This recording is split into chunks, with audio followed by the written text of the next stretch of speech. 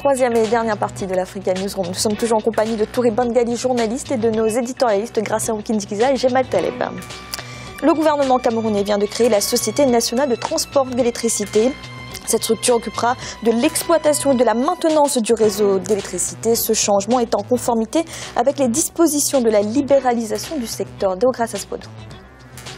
En dépit de ses performances, le gouvernement camerounais a officiellement décidé, jeudi 8 octobre 2015, de retirer à la société Eneo la plupart de ses charges liées à l'énergie électrique. Une nouvelle structure a donc été créée, la Sonatrel, Société nationale de transport de l'électricité, aura pour mission le transport, l'entretien, la gestion du réseau de transport et l'entretien du réseau de distribution à travers tout le pays. Jusqu'ici, Eneo contrôlait 3 segments de ce secteur, notamment la production, le transport et la commercialisation de l'électricité. En septembre 2015, dans son rapport d'activité, elle faisait état d'un bénéfice net de 2,28 milliards de francs CFA en 2014, après avoir enregistré une perte de 406 millions de francs CFA en 2013. Donner le réseau de transport et sa gestion à une entreprise détenue à l'État est une réforme extrêmement importante.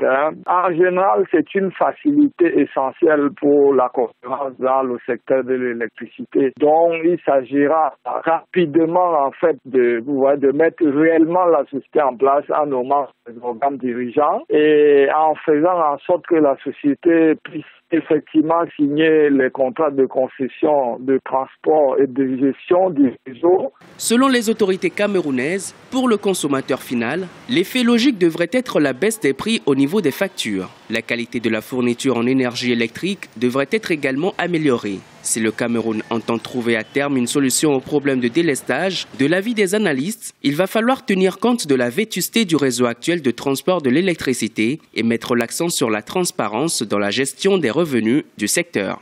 L'enjeu principal va être en fait de développer le réseau de transport. Et là, on a déjà identifié en fait les investissements qui sont requis, vous voyez, pour moderniser et développer les 3 composantes du réseau camerounais et créer maintenant les interconnexions par rapport aux pays voisins. En 2014, Eneo employait plus de 3500 personnes et comptait plus de 900 000 clients à travers le Cameroun. La société, dont 44% du capital est détenu par l'État camerounais, disposait d'une capacité de production installée de 999 MW. Gracia, une société pour le transport, l'autre pour la commercialisation de l'électricité. Qu'est-ce que cela peut apporter au Cameroun ? C'est une bonne répartition des tâches. Ce que ça peut apporter, c'est que déjà s'il s'agit d'une seule société qui produit, qui commercialise et qui distribue, souvent, et s'essouffle dans tous ces schémas. Parce qu'en général, on fait la production, on commercialise, on oublie souvent le transport.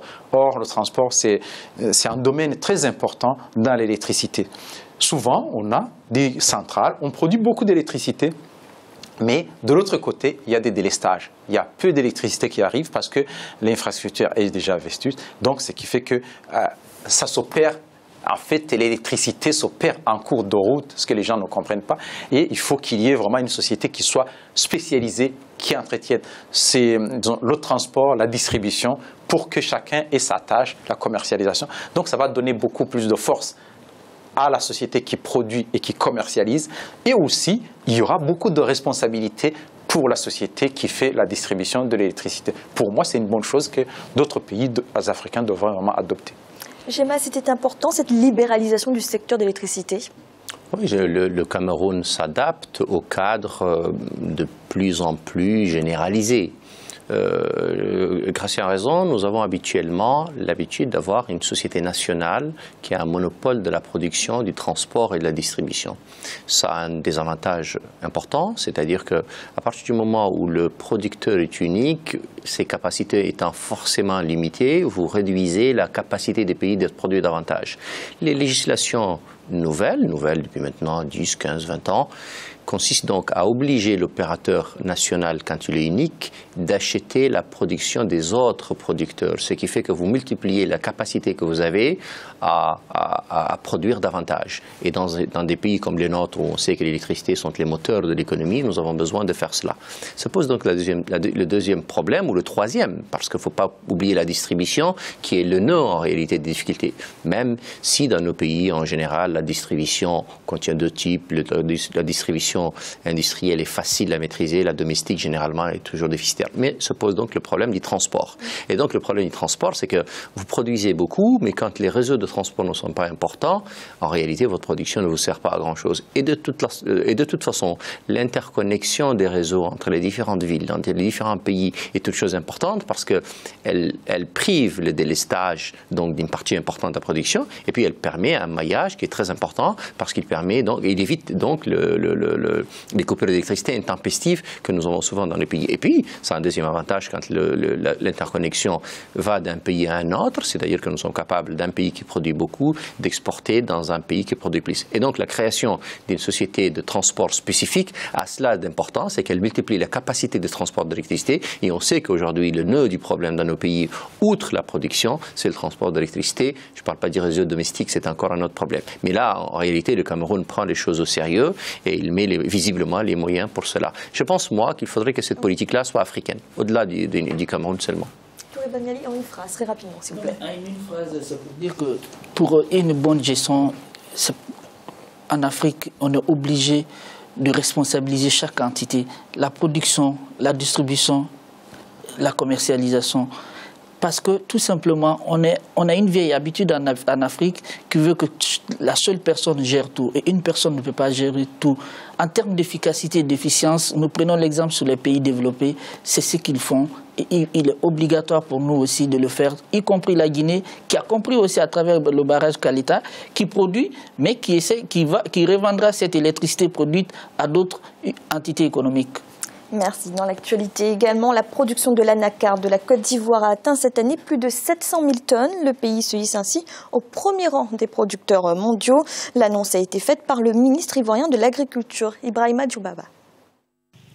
L'agriculture ivoirienne vient de franchir un nouveau cap. Le pays vient de se hisser au rang de premier producteur mondial d'anacarde. La production a atteint cette année plus de 700 000 tonnes, renseignent les autorités. Cette performance s'explique par les efforts consentis par l'État et les producteurs. C'est à la base une volonté politique, notamment une réforme qui a été menée récemment et qui permet aux producteurs de s'organiser en coopérative.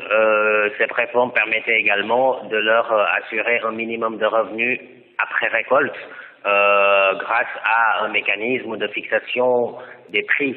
Donc un certain nombre de mesures politiques, économiques, grâce à cette volonté soutenue, on arrive à ce résultat. La production de l'anacarde ne s'accompagne pas pour le moment d'une grande chaîne de transformation. Pour y remédier, le gouvernement envisage de mettre en place un programme accéléré de transformation. Les observateurs estiment que l'État et les producteurs doivent améliorer la productivité pour se maintenir au premier rang mondial.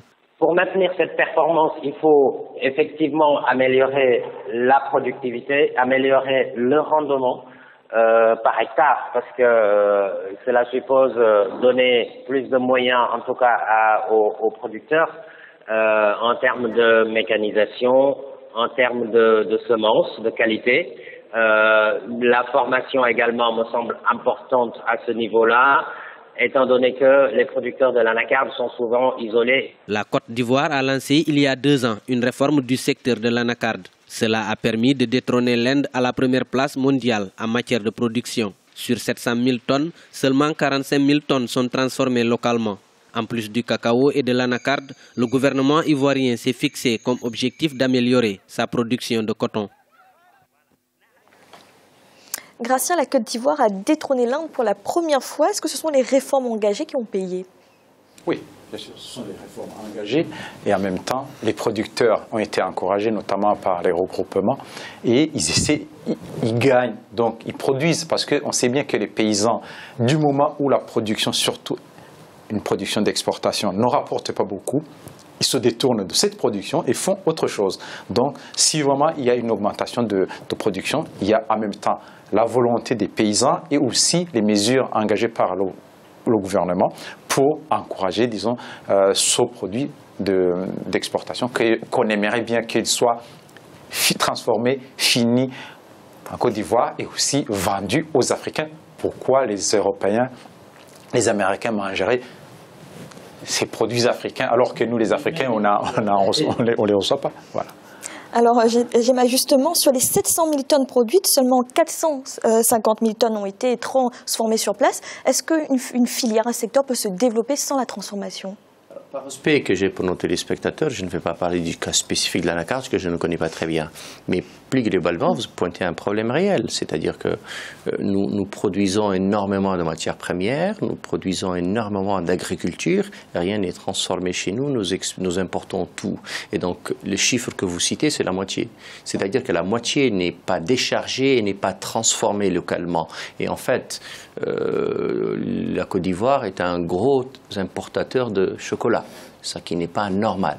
Et donc, ce problème-là, on parlait de Guinée, c'est évidemment le même problème de la Guinée. C'est-à-dire que tant qu'on n'aura pas une maîtrise sur nos matières premières, sur notre sous-sol, c'est-à-dire que nous ayons nous-mêmes la capacité de l'extraire, de l'exploiter, de créer des manufactures nécessaires pour le transformer, pour que nous maîtrisions le débit jusqu'à la fin du processus, jamais nous avancerons. Aucun pays développé n'a besoin de sociétés étrangères pour exploiter son sous-sol et se l'exporter. Et donc ce problème-là, nous avons besoin évidemment de le poser chez nous. Le cas de la Côte d'Ivoire, 50%, vous me diriez, c'est pas mal, mais enfin, on peut mieux faire. Et donc, pour peu que la Côte d'Ivoire, qui est le grand pays d'Afrique de l'Ouest, je ne sais pas, le Mauritanien que je suis, le Guinéen que vous êtes, nous regardons la Côte d'Ivoire comme le pays d'exemple. Et donc nous espérons tous que la Côte d'Ivoire est à l'avant pour qu'on la suive. Parce que nous avons besoin, encore une fois, du chemin tracé par les Ivoiriens qui sont un grand peuple et une grande nation. Alors Gracia, on est en pleine campagne pour la présidentielle. Tous ces bons résultats, notamment dans le domaine de l'agriculture, c'est un bon point pour le président sortant. C'est un bon point. Surtout, ce qui est étonnant, c'est que les bons résultats sortent juste avant la campagne, pendant la campagne. Bon, souvent, on se réserve ces résultats pour... Et même, on sait, dans certains pays, on peut manipuler les chiffres. Les chiffres, on peut en faire ce qu'on veut. On peut, disons, faire reculer la production qui a été vendue d'une année sur une autre. Ça a été produit sur une année, vendu sur une autre. On peut aussi ramener la production vendue l'année d'après. Donc, c'est une façon de... disons, de manipuler pour montrer aussi que, voilà, moi, je produis des résultats. Si vous voulez, votez pour moi, comme ça, je vais encore produire plus. Merci. Et tout de suite, notre chiffre du jour. L'Afrique perd près de 60 milliards de dollars par an à travers des flux financiers illicites. C'est ce qui ressort d'une étude de l'Institut de recherche et de promotion des alternatives au développement de Bamako. Selon cette même organisation, certains pays auraient même atteint jusqu'à 35% d'évasion fiscale. Gemma, que vous inspire l'ampleur de ce phénomène ? Qui est un problème réel. C'est-à-dire que là où on a besoin le plus d'argent, c'est là où on en perd le plus. C'est-à-dire l'incapacité des institutions financières à maîtriser les flux d'argent, le faible taux de bancarisation, donc du contrôle de l'économie. Une économie informelle est une économie qu'on ne contrôle pas. Une économie informelle est une économie où les fuites sont possibles parce que les statistiques sont fausses. Et donc, plus que jamais, encore une fois, nous avons besoin dans nos pays d'avoir un vrai outil de gestion des systèmes financiers. Nous avons besoin d'avoir une administration fiscale qui fonctionne. Nous avons besoin d'avoir des banques dignes de ce nom. Tant que nous n'aurons pas réglé définitivement le taux de bancarisation de nos pays, la capacité que nous avons à contrôler et à vérifier les flux financiers, les circuits de gestion des flux financiers, nous aurons ce genre de situation. Vous vous rendez compte un peu, 60 milliards, c'est le continent africain. Combien de projets nous ont échappé, combien d'entreprises, nous parlions tout à l'heure du chômage et des besoins que nous avons de créer de l'emploi. Et donc c'est là la difficulté. En fait, au lieu que nous créions tout le temps des emplois publics, nous ferons mieux de créer des mécanismes capables de contrôler les flux financiers, une administration fiscale qui ne soit pas bête ni aveugle, mais qui est capable de mettre en place des outils financiers, des outils de fiscalité intelligente pour que ce genre de situation ne nous arrive pas. Cela dit, le chiffre est important, il est beaucoup plus impressionnant et plus important dans les pays riches. Il faut toujours mettre un bémol. Alors oui, rapidement, tout le monde. Il faut un devoir aussi de vérité en tant qu'Africain qu'il faut forcément une stabilité politique et maîtriser les outils de bonne gouvernance. Parce que il y a beaucoup de choses que l'Afrique perd qui sont au-delà même de l'aspect financier. Donc pour moi, c'est bien de mettre en place tous ces mécanismes de gestion, mais la gouvernance et la stabilité est le b.a.-ba du développement et qui peut permettre à l'Afrique aussi d'absorber, d'éviter ces pertes. Alors une réaction rapide, Gracia. Oui, en fait, il faut savoir, pour moi, il y a 2 points principaux. Notamment, il y a la course de faire venir les entreprises de l'étranger, les banques ou autres. C'est qu'on a des conditions qui nous sont imposées. Les conditions déjà permettent les transferts illicites des capitaux. C'est-à-dire on va gagner l'argent dans le pays, mais on va faire des profits en Europe. Deuxième chose, un transfert qu'on peut dire licite ou illicite, je ne sais pas, c'est même le fonctionnement du franc CFA. On détient, les pays qui ont la monnaie CFA ont la moitié de leur monnaie, ce qu'ils ont dans le pays, des réserves qui sont en France. C'est-à-dire qu'il y a vraiment un transfert de la moitié des capitaux. Il faut voir, c'est l'argent qui aurait dû être dans l'économie pour la production qui manque. C'est un transfert, pour moi, que je dirais illicite, que les pays africains francophones devraient vraiment revoir. Merci, c'est à présent la fin de cette émission et de cette semaine sur la Guinée. La semaine prochaine sera consacrée au Bénin. Touré Bangali, merci d'avoir été là. Et merci et une pensée à la Guinée qui vote ce dimanche. J'espère que les choses vont mieux se passer et que le pays se retrouve encore sur le rail du développement. Nous l'espérons aussi. Gracien, merci également. Merci Fanny, merci à tous. Et Gemal, merci. Merci Fanny. Pareil, pensez aussi pour la Guinée et les Guinéens, un pays qui m'est très cher et que j'affectionne particulièrement. Absolument. Et merci à vous de nous avoir suivis. À bientôt dans l'Africa Newsroom.